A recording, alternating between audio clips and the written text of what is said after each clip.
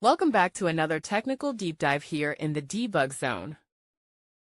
Today we're tackling a big question and breaking it down with insights from other users. Hopefully this clears up some misconceptions and helps you get the answer you need. So buckle up, stay a little curious, and let's jump right in.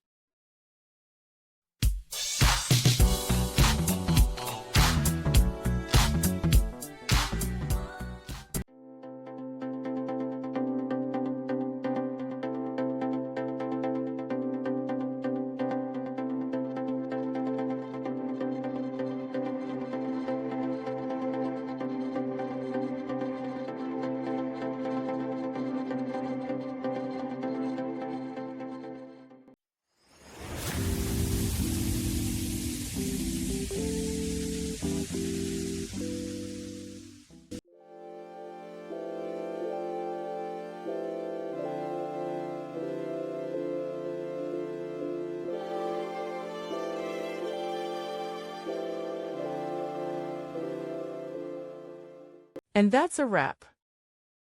I hope you found the answer you were looking for. If you did, take a second to hit that subscribe button. It really helps out. And let me know in the comments which solution worked best for you. See you next time in the debug zone.